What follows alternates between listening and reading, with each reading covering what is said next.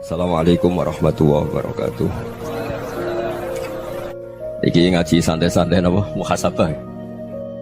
Muhasabah itu kalau Kiai Jawa maknani itu ngoreksi diri sendiri. Jadi menghitung diri sendiri. Ini pas bidang yang saya tekuni tadi karena Habib Ahmad yang minta kemarin sama ibu siapa dari Indonesian Power itu. Ibu Lia, saya turutin sekaligus saya sambil belajar terus tentang muhasabah. Dalam konteks Indonesia, muhasabah itu sudah jadi perilaku ya. Karena dulu orang tua saya, guru-guru saya kalau ngandani itu, bayangkan kalau kamu jadi dia. Jadi misalnya kita mentang-mentang atasan, otoriter sama bawahan. Bayangkan kalau kamu jadi yang bawahan itu kayak apa? Laukun tamakanah, kalau orang Arab bilang, bayangkan kalau kamu di posisi dia. Makanya guyonannya orang-orang Indonesia itu kan orang ngaramkan judi gitu, bareng dikasih tahu. Tapi yang menang anak jenengan, alhamdulillah. Ternyata ngaramkan itu karena ada anaknya. Kalau anaknya yang menang ya seneng. Meskipun itu guyonan, tapi saya punya padanan itu dalam kitab Hikam. Nabi Ibrahim itu Khalilur Rahman, tentu bencinya minta ampun sama yang namanya maksiat. Suatu saat beliau diterbangkan di alam malakut. Itu kalau di Hikam saya halaman 15 juga.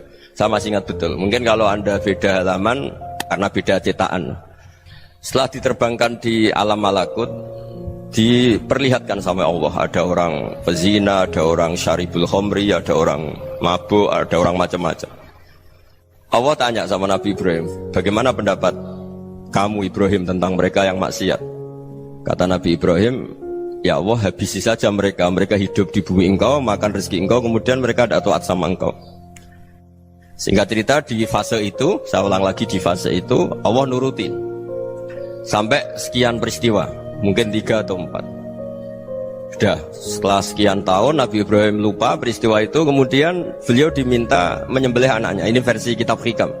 Memang versinya banyak tentang kenapa Nabi Ibrahim disuruh menyembelih anaknya. Ketika mau menyembelih anaknya, Nabi Ibrahim ragu. Huwa samratu fuadi, anak saya ini buah hati saya, kenapa engkau suruh menyembelih? Terus kata Allah, apa kamu tidak ingat ketika kamu saya angkat di alam malakut, kemudian kamu usul bunuh-bunuh, saya tidak mempertimbangkan usul Anda, tapi kenapa sekarang saya merintahkan kamu mikir gitu? Terus, ya karena ini anak saya ya Allah. Terus kata Allah, rumang samu wong sumpukon mata ini gak gawean kau sing gawe kowe enak wae usul mata ini. Sebenarnya saya yang bikin, kemudian Anda enak aja usul membunuh. Semenjak itu Nabi Ibrahim itu di eranya itu asfaqun nas, orang paling sayang sama manusia. Karena kadang kita keras itu ya kebetulan itu tidak anak kita, tidak keluarga kita. Cara orang Jawa itu kan gitu ya, kalau ada perempuan terus macak yang macam-macam pakai sepeda motor cowok, terus wah itu luput suwuk, semoga-moga gini. Tapi setelah dikasih tahu, niku ponakane jenengan, semoga-moga selamat. Jadi jangan-jangan kemarin ahli ma'asi itu kebetulan itu tidak keluarga kita. Kalau keluarga kita yang pernah salah pada kita, semangat kita mintakan maaf. Jangan-jangan kita didikte hukum sosial gitu. Jadi orang yang salah, kebetulan itu orang yang menservis kita. Atau keluarga kita, atau orang dekat kita. Jangan-jangan semangat kita mintakan ampun. Tapi kalau sama orang lain, kebetulan musuh kita semangatnya minta itu kena azab. Nah ini yang nggak boleh dalam Islam. Islam mengajarkan niru Rasulullah SAW, Nabi itu rahmatal lil alamin. Bahkan kemarin saya ngaji virtual sama beberapa habaib. Ada Habib Ali Al-Jufri dari Mesir, ya. Ada Habib Alwi dari Kuitang, ada Habib Nabil Al-Musawa. Dari sekian habaib itu saya masih ingat diantaranya yang didawuhkan rahmatan lil alamin itu ketika Nabi adzahu qaumuh, disakiti oleh kaumnya, dan itu mereka masih kafir semua. Itu mereka dapat doanya Nabi, Allahumma hdi qaumi fa innahum la ya'lamun. Kayak apa baiknya Nabi, orang yang menyakiti, yang melukai, tapi Nabi masih berdoa, Allahumma hdi qaumi fa innahum la ya'lamun. Sayyidina Umar dapat doanya Nabi itu yakhina kana kafiran, ketika masih kafir didoakan, Allahumma aizzal Islam bi Umar. Itu ketika masih kafir. Itu pelajaran bagi kita bahwa yang sedang tidak cocok pun itu berdapat doa kita. Ya doa supaya kondisi kita baik, hari tambah baik. Karena agama ini Saya berkali-kali bilang limangka nayarjuwa wal yaumal akhir. Agama ini diperuntukkan bagi yang selalu punya harapan pada Allah Subhanahu wa taala. Saya cerita muhasabah ini tentang hubungan kita dengan Allah. Di Indonesia itu banyak orang fasik, banyak orang nakal. Ya di mana-mana orang nakal itu ya mayoritas, wa aksaruhum fasikun. Tapi berkahnya harapan. Mungkin saya kira nakal sok benda, mungkin saya kira sholat sok ben sholat, mungkin sekarang belum sakho, belum dermawan, suatu saat dermawan. Barokahnya itu kefasikan ini dianggap sementara. Sedang fasik, sedang tidak benar. Karena kiai-kiai kita, para guru-guru kita, para habaib utamanya itu mesti bilang semoga husnul khotimah. Nah barokahnya doa itu semoga husnul khotimah itu menjadikan satu pola sosial. Yang sedang fasik ini masih diharapkan jadi lebih baik, jadi lebih. Sehingga kita tidak ngambil sikap ekstrim, yang ingin menghabisi atau ingin mengadili, tidak. Karena selalu kita punya harapan. Dan agama ini limangka nerjuwa wal yaumal akhir. Bayangkan itu kalau yang nakal itu anak kamu. Pasti kamu gak ingin kan langsung dapat azab, dapat apa. Padahal kita semua jadi tokoh ini abul kulli, bapak dari semuanya. Sehingga ketika Rasulullah SAW jalan-jalan kemudian melihat perempuan sedang menyalakan api. Kalau apinya mati ditiup, anaknya dijauhkan. Nanti kalau sudah jauh dari api, anaknya digendong lagi. Terus kata Rasulullah, matur ke semua sahabat, Aro'aitum anna hadih tarihatan waladaha alan nar. Apa kamu berpendapat bahwa perempuan ini akan melemparkan anaknya ke neraka? Tidak ya Rasulullah.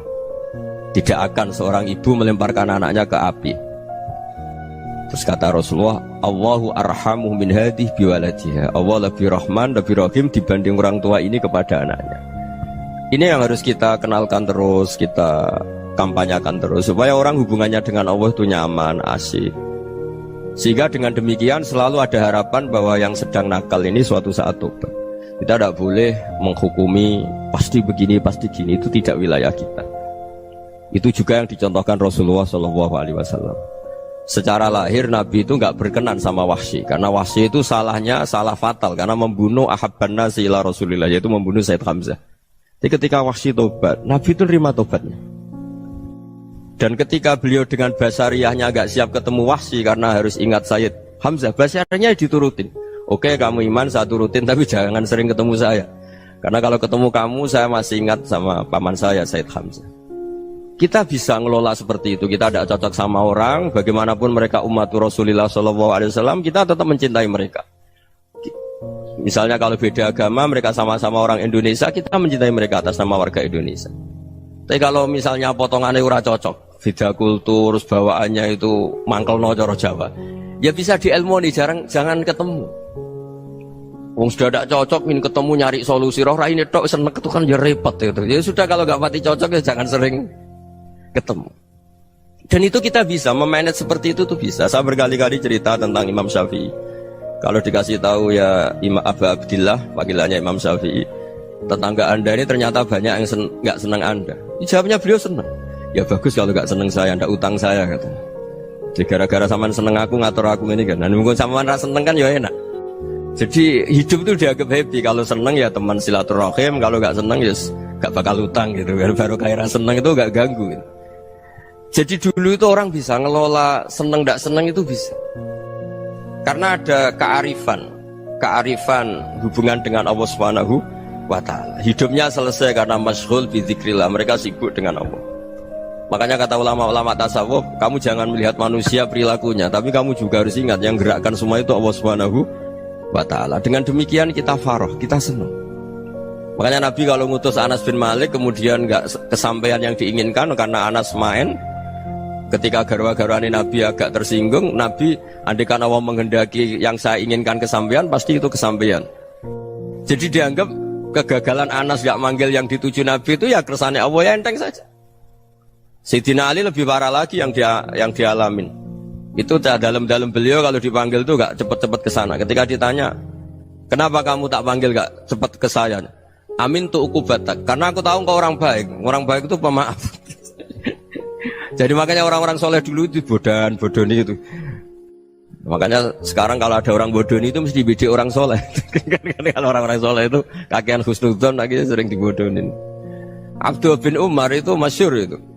Kalau ada budaknya sering sholat, sergap sholat itu dimerdekakan. Akhirnya enggak sholat pun pura-pura sholat. Akhirnya juga dimerdekakan. Ketika ditanya, kenapa engkau merdekakan? Padahal mereka sholatnya menipu engkau, kata pembisik-pembisik itu.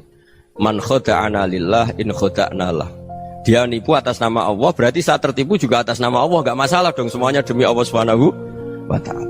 Jadi ketika kita ketemu mensifati Allah Ta'ala itu ghafir, Allah pemaaf. Jangan kamu nggak fair untuk diri kamu nyifati Allah ghafir, pada orang lain Allah kamu sifati syadidul iqab. Jadi Allah kamu atur, kayak MC tadi ngatur saya. Jadi Allah itu apa? Kalau pada saya ghafir, kalau pada musuh saya syadidul iqab. Itu nggak fair. Kalau Anda punya harapan kepada Allah karena Allah Rahman Rahim, Allah ghafir, sebenarnya Allah pada musuh kita ya bisa saja Allah ghafir, bisa saja Allah Rahman Rahim. Sehingga kita melihat orang lain yang kita tidak cocok itu ya enteng saja. Itu min ummati Rasulillah sing tanaluhu syafa'atuh, tanaluhu sa'atu rahmati, tanaluhu fair. Jangan dengan kita kayak mesti dapat rahmat. Jangan orang lain kayak Allah pasti syadidul iqab. Itu tidak boleh. Sehingga ketika ada orang Badui, singkat cerita orang Badui ini kencing di masjid, semua sahabat membentak dia. Yang enggak bentak hanya Nabi tok. Saking mangkalnya orang ini karena semua sahabat bentak kecuali Nabi. Setelah dibenarin Nabi, terus Nabi nyuruh sobu ali dhanuban min ma'in. Setelah disucikan masjid itu, dia berdoa keras sekali. Allahumma arhamni wa Muhammadan wa la tarham ma'ana ahadan. Ya Allah, yang berhak dapat rahmatmu hanya saya dan Nabi Muhammad, yang lainnya jangan. Karena yang lainnya tuh jengkelin, gitu aja saya salah dimarah-marahin gitu. Jadi kalau kamu doa terbatas ya kayak orang Bedui ini, kayak orang Arabi. Apa kata Nabi? Laqad tahajjarta wasi'an. Allah yang rahmatnya luas menjadi kamu sempitkan. Karena kamu mau atur Allah hanya rahman pada Indonesian Power, pada NU, pada kita, yang orang lain nggak perlu dapat. Itu kan kasihan Islam, karena Islam terus nggak dimiliki semua orang. Allah nggak dimiliki semua orang, Rasulullah nggak dimiliki semua orang, karena di NU, di ormas tertentu, di nggak boleh seperti itu. Nggak boleh takhasyar tawasian, kata Nabi, nggak boleh mempersempit zat yang rahmatnya itu luas. Ini semoga etika ini kita pakai di Indonesia. Yang sedang fase kita harapkan lebih baik. Yang sedang nggak dapat hidayah kita doakan dapat apa? Hidayah. Masyhur kan, makanya tadi saya mohon sama Habib Ali supaya Habib Ahmad supaya tetap mahalul qiyam, tabaruk sama Habib Ali. Di antara doa-doa di Simtuduror masyhur itu antuqabilal mudhniba minnah bil ghufran wal musi'ah bil ihsan. Jadi harapannya para habaib, para orang-orang baik dulu ya, semoga yang dosa itu dimaafkan, yang sedang salah dibuka, bikin lebih baik. Nabi itu tugasnya juga gitu. Wastaghfir li dzambika walil mu'minina wal mu'minat. Nabi itu tugasnya juga memintakan ampun yang sedang salah. Nah ini cobalah jadi etika kita, muhasabah kita. Jadi muhasabah itu cara berpikir kita set, kita pikir ulang. Ternyata semangatnya seorang Nabi itu wastaghfir li dzambika walil mu'minun. Semangatnya itu memintakan ampun. Orang ahli tafsir tahu semua kalau Nabi itu tidak mungkin dosa. Jadi itu khitabun lin Nabi wa urida bihi ummatu, itu khitab Nabi, tapi yang dimaksud itu umatnya, karena Nabi tidak akan mengalami dzambun, tidak akan mengalami dosa. Sekarang enggak, kadang-kadang kita ini kalau orang lain salah itu semangat. Kalau di perusahaan ada teman salah, apalagi pimpinan salah itu seneng, barokahnya salah bisa ganti kan gitu. Jadi kalau mungkin di dunia tokoh juga gitu, barokahnya ada tokoh salah, kita yang jadi populer sendiri, tidak boleh seperti itu. Kita harus salimus sodri di jami'il muslimin. Jadi ini harus dilatih. Saya tadi matur sama Habib Ahmad, latihan kita jadi hidup. Nabi itu kalau resep jadi wali itu kata Nabi gampang. Kata Nabi, kalau kamu ingin disenangin Allah, ya sudah. Kalau kamu asbahta wa amseta gini-gini, perasaan kamu, kata Nabi, jangan punya perasaan ghil sama orang muslimin. Itu sudah wadzalika min sunnati. Makanya Nabi ngendikan la yablughni ahadun an ahadin syai'an. Ada yang baca la yuballighni ahadun an ahadin syai'an. Seseorang jangan melaporkan ke saya tentang salahnya yang lain. Fa inni akhruju ilaikum wa ana salimus sadri. Karena saya ingin ketemu sampean semua dalam keadaan salimus sadri, tidak punya perasaan apa-apa. Karena kalau nurutin pembisik, nurutin informasi itu ya repot, karena orang pasti sepihak. Ada kiai yang top datang ke kampung-kampung ning desa-desa, kata yang seneng itu punya akhlak. Wah itu bagus orang besar datang ke kampung-kampung. Kata yang nggak seneng, Oh itu jobnya kayak kecil kok diambil, itu kan ya kasihan itu kan sudut pandang. Makanya saya sering bilang akal kita ini cukup untuk mentasdik Rasulullah Shallallahu Alaihi Wasallam. Meskipun perasaan kita kadang orang Jawa itu beda. Saya berkali-kali bilang sama peneliti dari Jogja, kenapa sih Gus para nabi itu kok poligami istrinya banyak? Nabi Dawud katanya itu berapa? Nabi Sulaiman malah jumlahnya agak terbatas ini. Nabi Muhammad itu paling sedikit. Saya tanya gini, perempuan itu orang lemah, jadi kalau nolong orang satu gimana baik, kalau nolong orang dua ya lebih baik, ya sudah kira-kira seperti itu. Paling tidak akal kita masih tahu kalau orang baik itu kan mesti baik, nolong orang satu baik, nolong orang dua ya lebih baik, nolong orang tiga lebih baik. Tapi kalau kamu orang nggak baik, satu saja kamu terlantarin, kamu miskinkan, kamu ya tinggal diukur kan. Kalau orang baik nambah baik, tapi kalau orang buruk tambah buruk. Nah itu akal. Akal kita bisa menganalisis kenapa sih nikah itu ada yang poligami, ada yang enggak. Sudah ukur saja diri kamu. Misalnya kayak saya elek keriting, rabi terus, memperbanyak wong elek. Orang perilaku netok, raine dadi elek kabeh gitu. Tapi nak kowe ku ganteng, alim, ganteng, sugih. Anake ganteng-ganteng, berhubung kowe saleh ahli swarga kabeh. Mertua yo bangga karena karir kamu meyakinkan. Ini mertua kamu aja gak bangga mau nambah. Ipar gak bangga, mertua gak bangga, desa kamu yang kamu wayai juga gak beda dengan Nabi ketika nikah Juwairiyah itu gak ada pernikahan sebarokah Nabi dengan Juwairiyah itu Azharu Rasulillah. Di situ habis perang banyak tawanan, gara-gara jadi besanya Nabi langsung dibebaskan semua karena Azharu Rasulillah. Sekarang besanya Kanjeng Nabi. Dulu Abu Sufyan mangkalnya bukan main sama Nabi, gara-gara putrinya dinikah terus langsung jadi. Kalau kamu kan enggak, nikah satu, nikah lagi, satu kampung musuhi kamu karena istri pertama ya cemburu, yang kedua agak bangga. Wah itu selesai itu di dunia wal akhirah. Maksud saya nganalisis Islam itu harus pakai akal. Dan akal yang dipakai, ini saya bawa ke kitab Ihya, adalah pikiran-pikiran para ulama.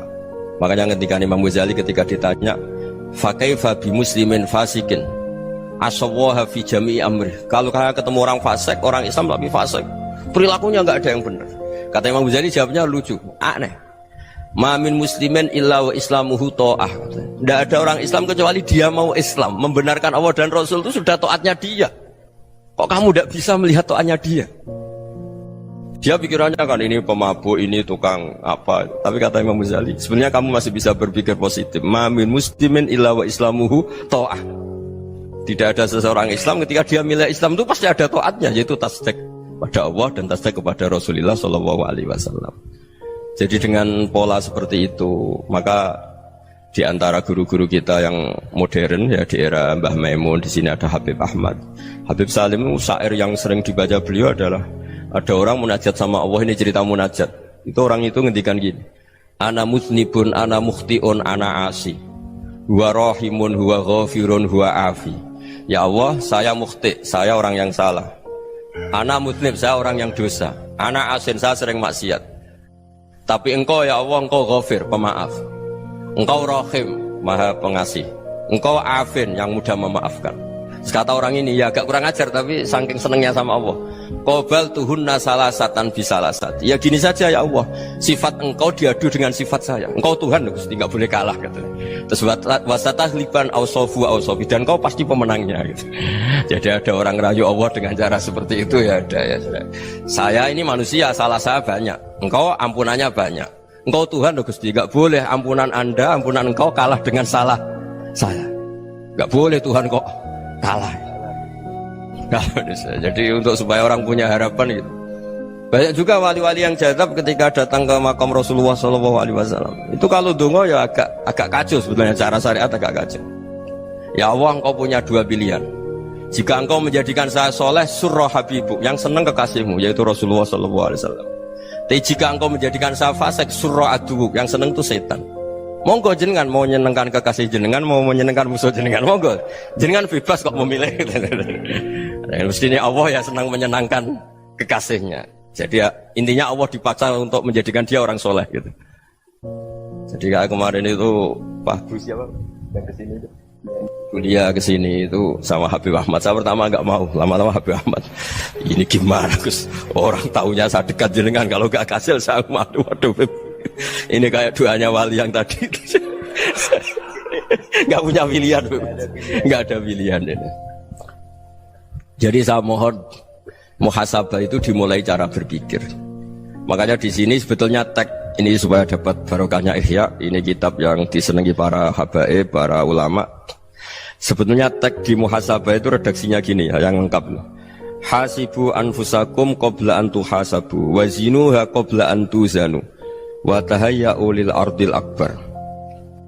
Jadi ada kata wazinu, jadi ukur. Perilaku Anda ini diukur, ditakar. Misalnya kita sebagai suami kan ya punya hal-hal yang kita tidak ideal. Corong Jawa mesti pesek, cara rezeki ya pas-pasan ya. Dan kita juga kalau makanya agak boleh tanya istri begini, apa saat cinta pertama Anda? Pasti Anda kecewa. Orang jadi istri hanya korban terakhir itu. Sudah. Karena orang kalau ngelamar kemana-mana gak jadi, yang jadi istri itu pasti korban terakhir itu. Jarang istri pilihan pertama, jarang. Ayo semua yang nikah. Rata-rata itu pilihan Anda pertama Pak, dari sekian ditolak di mana-mana terus. Ya perempuan terakhir. Kamu juga korban terakhir gitu. Itu wali-wali dulu kalau ngandani kita itu sederhana. Antal ini masyhur diceritakan Habib Zain bin Semit dalam kitab Al-Manhajus Sawi. Antalam tajid min nafsika kullama turid. Fa kaifa turidu min ghairika kullama turid. Kamu yang ingin ideal saja kamu tidak menemukan pada diri kamu untuk menjadi ideal. Kamu kan ingin ganteng, ingin punya uang banyak, ingin perilaku Anda sempurna. Anda saja yang punya keinginan tidak bisa mewujudkan keinginan Anda sendiri. Fa kaifa turidu min ghairika ma turid. Jadi antalam tajid min nafsika kullama turid. Fa kaifa turidu min ghairika kullama turid. Kamu yang punya keinginan saja. Misalnya saya ingin punya uang banyak, perilaku saya selalu benar, gak pernah salah. Loh, saya yang ingin saja dengan diri saya gak bisa untuk benar terus. Kok kamu berharap orang lain selalu benar? Jadi antalam tajid ya sama. Kalau kamu menuntut istri kamu itu ramah, neriman, apa kamu neriman sama wajah istri Anda gitu? Engkau ya pola neng dindi jajaki sana jajaki sini, kamu sendiri tidak tahu apa. Jadi itu nasihat yang luar biasa. Antalam tajid min nafsika kullama turid, fa kaifa turidu min ghairika kullama turid. Kamu mau menghormati semua orang? Tidak mau kan? Kemudian Anda berharap semua orang menghormati kamu. Kamu tidak ingin kan orang lain semua menghujat kamu. Sementara kamu enak aja menghujat orang lain. Makanya Rasulullah SAW luar biasa ketika bikin kaidah sosial. Apa la yu'minu ahadukum hatta yuhibba li akhihi ma yuhibbu li nafsi. Jadi kalau ukuran iman itu sederhana. Kalau sesuatu itu baik, nyaman bagi Anda ya bayangkan itu pada teman Anda. Misalnya Anda bangun tidur sudah acak-acakan, gak punya uang, utang jatuh tempo, kan gak ingin ketemu orang. Ya kamu jangan bertamu ke jenis ini karena dengan kamu yang alami juga gak siap ketemu orang. Makanya ada Habib Alim itu dilapuri sama seseorang. Beb, dulu teman saya itu ketika saya kaya itu sering main ke saya. Setelah saya miskin, mereka tidak main ke saya. Kata Habib itu bagus, sunnah Allah begitu itu bagus. Coba kalau kamu dulu kaya, teman kamu main kan kamu gaya, di rumah ada makanan, bisa hormat tamu. Setelah kamu miskin jadi buruh manol di pasar atau buruh bikin boto, teman kamu datang, malu enggak kamu? Mendingan enggak datang gitu. Akhirnya baru, oh ya alhamdulillah kalau gitu. Loh ya kan dulu teman kita datang, kita ada Alphard, istri cantik, rumah bagus lah, kita miskin, buruhnya orang pas dibentak-bentak, teman kamu udah datang. Milih datang apa enggak kalau setelah kamu jatuh? Enggak kan? Jadi barokahnya ilmu itu terus. Ya, tapi kadang-kadang orang tuh, wah setelah saya miskin teman-teman enggak kasih ke sini. Ya kalau kamu sudah jatuh, teman-teman kamu situ jadi tontonan. Ya mulai sekarang cara berpikir itu dirubah. Dulu yang namanya kiai itu kalau diundang orang itu ya agak-agak senang. Semenjak saya itu agak rubah. Mengundang kiai, ngatur kiai itu tak haram-haramkan ya ada lumayan lah, sekarang itu sudah mulai agak beretika. Dulu itu ngundang tuh tanggalnya ditentukan, jamnya ditentukan, enggak mikir apa kiai saat itu nganggur, enggak. Punya wadifah, enggak. Dia milih tanggal yang dia nganggur, enggak mikir pas itu kiainya nganggur apa, enggak. Ya saya hanya cerita aja, kamu tersinggung ya monggo, boten nggih monggo itu kan. Jadi saya mohon lah supaya tadi saya juga matur ke Habib Ahmad. Jadi untuk orang merasa ikut sunnah Rasul itu gampang sekali kata Sayyid Muhammad. Dulu Nabi berpakaian ala daerahnya. Kalau mikot ya pakai mikotu baladi. Karena Nabi orang Madinah dan beliau berdomisili di Madinah ya misalnya mikotnya dari Bir Ali misalnya. Tapi kalau anda orang kawasan Tanim mau umrah ya dari Tanim. Misalnya kawasan Jirona ya dari Jirona. Artinya apa? Kamu ngambil mikot karena Nabi mikot misalnya dari Bir Ali. Bukan berarti kamu harus seperti Nabi di Bir Ali, kamu orang Mekah, misalnya kamu orang Tanim, orang dia harus dari mikotu apa? Baladi. Sama, makanya di fikih-fikih itu kalau tahnik anak, Nabi orang Arab, halawiyatnya kurma ya kurma. Kalau orang Jawa sedegan, semua bodoh-bodoh. Ya, bodoh-bodoh manis. Jadi ini tabaruk sama Sayyid Muhammad, ini ada murid beliau, Habib Ahmad, sahabatnya. Supaya orang itu merasa ikut Nabi itu gampang sekali. Ini saya baca ya di halaman tadi disaksikan Habib Ahmad 433 di kitab apa begini Manhajus Salaf fi Fahmin Nusus. Itu kata Sayyid Muhammad wa kanat sunnatu Rasulillah annahu yat'amu ma yajiduhu fi ardi wa yalbasu ma yajidu wa yarkabu ma yajidu mimma abahu Allah taala. Faman istamala ma yajiduhu fi ardi fa huwa al-muttabi' lis-sunnah. Kama anau hajjal baita min madinati faman hajjal baita min madinati nafsih fa huwa al-muttabi' lisunnah wa illam takun hadhil madinatu tilka. Jadi intinya misalnya Nabi dulu itu ngasih sedekah kepada fakir miskin ya pakai dinar dirham. Ya kalau orang misalnya sedekah pakai rupiah ya sudah ikut sunnah Nabi. Jangan lu Nabi pakai dinar loh, kamu kok pakai rupiah. Dulu dinarnya Nabi udah ada tulisannya Bank Indonesia, kamu ada tulisannya Bank. Ya tidak ada seperti itu. Ya jadi misalnya Nabi sedekah pakai tamar atau pakai al-aqid, ya kita pakai beras, pakai apa, supaya orang tuh bahwa Rasulullah itu milik kafatal linnas, milik semuanya, sehingga merasa ikut sunnah Nabi itu ya semuanya. Makanya dulu Mbah Mun kalau motivasi saya supaya bombong, kalau orang Jawa bilang bombong, wong Jawa itu mesti ono wong alim. Beliau menyontohkan mas itu Mbah Fadol, Senori, Mbah Ihsan Jambes, itu bisa ngarang-ngarang kitab luar biasa, padahal beliau bukan orang Arab. Imam Sibawai itu orang Persia, Imam Ghazali orang Tus itu juga ikut Persia. Kata Imam Mun, wong sing ora Arab lah mesti untuk jatah alim kata beliau, karena Nabi itu diutus kafatal linnas. Nanti kalau orang yang alim itu Arab tok, berarti tidak ada perwakilan dari Afrika, dari Asia Tenggara, dari mana-mana. Makanya karena Nabi statusnya itu kafatal linnas. Jadi kita harus bangga sebagai Muslim, sebagai orang Indonesia, karena misalnya Wali Kutub dulu terkenalnya hanya ada di Yaman, di mana. Ternyata pernah ada juga di Indonesia dan seperti Habib Abu Bakar Segaf Gresik. Jadi ya artinya kan tetap orang Indonesia meskipun beliau zuriyah Rasul kan ya sudah orang apa? Orang Indonesia. Zuriyahnya Habib Ali Simtuduror sekarang di Solo. Jadi Indonesia juga dapat alawin banyak, dari Sadatin al-Alawin juga banyak. Jadi saya mohon barokahnya ngaji seperti ini. Melihat orang lain tuh gampang, bayangkan tuh kalau anak kamu. Makanya Nabi nanti kalau nggak percaya lihat di Hikam nomor 15 di kitab saya itu. Di situ dijelaskan oleh Hikam, jangan-jangan semangat Anda pada orang yang maksiat, pada orang yang keliru supaya dihukum itu karena kebetulan itu udah anak Anda, itu udah keluarga Anda. Coba kalau itu keluarga Anda. Makanya kalau saya guyonan di Jogja itu ada pembantu mecahkan piring terus dimarahi majikannya, saya mesti guyon gitu, pasti itu pembantunya tidak cantik. Kok bisa Gus? Andekan cantik dan kamu senang mecahno piring satu, piring 1000 ora iso ngamuk.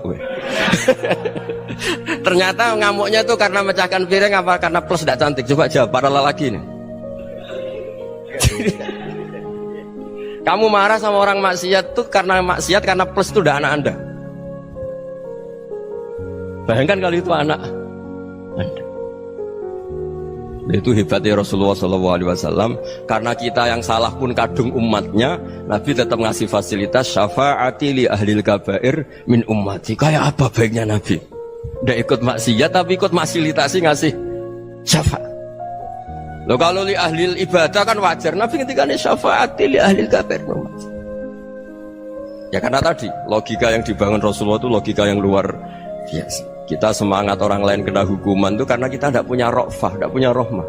Coba kalau Rasulullah yang bil mukminina raufur Rahim. Semangatnya itu mendoakan supaya tobat, mendoakan diampuni. Dan itu juga yang diperintahkan oleh Allah Subhanahu wa taala, wastaghfir li dzambika walil mu'minina wal mu'minat. Ya semoga barokahnya ngaji ini, barokahnya Habib Ahmad, barokahnya Maulid Simtud Duror, barokahnya semua kitab Madaih Tibak Berjanji semuanya, barokahnya Ikhya, barokahnya Said Muhammad, barokahnya guru kita semua Mbah Maimun, bapak saya. Kita ini ngikuti manhaj, ya, ngikuti apa? Manhaj. Saya sering didhawuhi Mbah Mun, kenapa ihdinas siratal mustaqim bukan siratoka? Bukan jalan engkau ya Allah, karena Allah itu nggak bisa kamu tiru. Allah itu tidak tidur, tidak makan, tidak kesel, tidak capek. Yang bisa ditiru itu siratal ladzina an'amta alaihim. Yang bisa ditiru manusia ya niru manusia. Karena Allah itu tidak bisa ditiru. Makanya ihdinas siratal mustaqim siratal ladzina. Dan niru siapa? Niru guru-guru kita. Termasuk niru cara pandang. Jadi misalnya ada orang awam di rumah itu hanya delok reng, delok tikus liwat, itu kan kayak nganggur. Ora tahajud malah mendelok reng. Melihatnya jangan gitu. Huwa tarokal ma'asiyah. Dia di rumahnya ndak dugem, ndak kemana-mana. Dia berarti malam itu tarkul ma'asi. Tidak nyopet, tidak garong, tidak ke tempat maksiat. Susahnya apa sih husnudzon? Jadi jangan lihat huwa tarkut tahajud, huwa tarokat tahajud, wa taroka qiyamal lail. Oke ya, namanya orang begitu ya tidak tahajud, tidak qiyamul lail. Tapi susahnya apa sih kamu bilang huwa tarokal ma'asiyah? Dia juga meninggalkan maksiat, dan tarkul maksiat itu ibadah. Supaya orang tuh gampang lah husnudzon sama orang muslim. Ini orang mukmin, orang yang luar biasa. Di mata Allah itu orang yang luar biasa.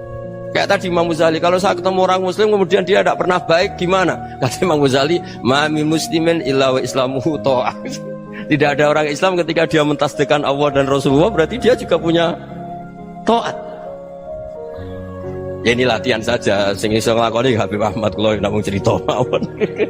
Kula cerita secara akademik, saya punya kitab, saya baca dan alhamdulillah kita paham barokahnya para guru, dan supaya terbiasalah. Sebaik-baiknya ibadah husnudzon billah wa husnudzon bil mu'min. Soal tidak cocok ya diilmoni tadi ya, namanya nggak cocok ya jangan sering ketemu.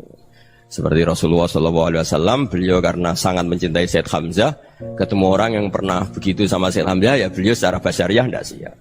Tapi beliau secara cara bahasa sekarang, secara profesional, kalau beliau seorang nabi dan harus menerima tobatnya siapapun ya diterima.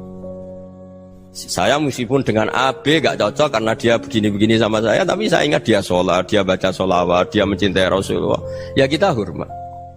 Ya soal gak cocok ya di manage tadi ya, zuruhiban tasdid huban. Kalau gak pati cocok ya jangan sering ketemu, bawaannya enak nanti. Ya semuanya itu diilmoni lah.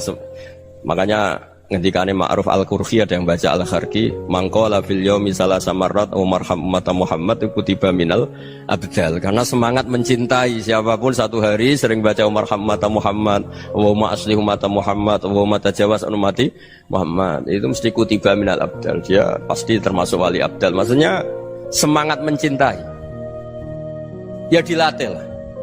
Misalnya Indonesia Power atau PLN, andai kan tidak ada PLN tuh kayak apa? Orang nggak bisa ngaji, tidak bisa aktivitas. Ya barokahnya ada PLN, barokahnya jasanya. Kita sadar, tidak semua kebaikan kita ini memenuhi keinginan orang banyak. Gitu. Orang banyak ingin listrik, ingin saluran apa, dan itu kadang yang mewujudkan orang lain atau kelompok lain. Ya karena itu manfaat ke orang lain ya kita doakan. Karena khairun nas anfa'uhum linnas. Sehingga kita terbiasalah ngakui orang lain. Seperti semangatnya Rasulullah SAW, semuanya itu didoakan, semuanya diinginkan kebaikannya. Bahkan Nabi gak putus asa sampai di akhirat. Ketika Nabi lain sudah putus asa karena sudah akhirat, sampai dimintai syafaat semuanya bilang nafsi, nafsi. Karena merasa semuanya gak punya nyali di depan Allah. Karena ini sudah akhirat, sudah finish. Tapi apa Rasulullah? Analah. Ya udah, saya sanggup mensyafaati kalian. Terus kata Nabi, fa'atiyal arsya. Saya mendatangi aras fa akhirru lahu sajidan, saya sujud wa ahmaduhu bima hamida allamaniha rabbi. Kemudian saya tetap muji Allah dengan pujian yang terus menerus. Padahal sudah di akhirat sudah finish. Nabi dimintai syafaat masih sanggup karena Nabi tahu akhirat tidak bisa mendikte Allah, tidak bisa. Allah terus bilang, "Ya Allah ini akhirat, loh, engkau sudah tidak boleh mensyafaat." Tidak bisa. Allah tidak bisa diganggu akhirat. Allah tidak boleh dibatalkan rahmannya oleh akhirat. Allah tetap Rahman Rahim abadal abad. Dan Nabi tahu itu. Makanya kata para ulama, fa Muhammadun ahmadu min ghairihi. Jadi Nabi Muhammad namanya dua, yang terkenal. Sebenarnya banyak yang terkenal dua, Muhammad sama Ahmad. Ketika Nabi punya nyali memuji Allah di akhir akhirat atau sudah di akhirat itu fa Muhammadun ahmadu min ghairi. Ketika nabi lain sudah tidak punya nyali muji Allah karena sudah akhirat, Nabi Muhammad tetap berani muji Allah di saat seperti itu. Makanya ahmadu di situ kata ulama itu af'al tafdil, fa Muhammadun ahmadu min ghairi. Kanjeng Nabi lebih memuji Allah di saat yang nabi lain sudah tidak punya nyali untuk muji Allah di saat itu. Makanya kata Nabi fa akhiru lahu sajidan wa ahmaduhu bimahamida 'allamaniha rabbi. Akhirnya setelah lama gitu terus Allah ngendikan ya Muhammad irfa' ra'sak wasal tu'tah wasfa' tusyaffa. Sudah Muhammad, angkat kepala kamu minta apa saya turutin, dan kalau kamu ingin mensyafaati umatmu saya beri hak apa? Syafaat. Nah, semoga semangat itu juga menjadikan kita munajat bahwa rahmat Allah tidak terbatas, harapan juga tidak terbatas. Mungkin yang sedang nakal ya kita katakan sedang, jangan terus kamu pastikan wah ini mesti suul khotimah, mesti tidak orang baik. Tidak, agama ini liman kana yarjuwaha wal yaumal akhir, selalu bagi yang punya harapan. Ya, mugi-mugi dapat barokah semua. Mantu dengan kata wassalamualaikum warahmatullahi wabarakatuh.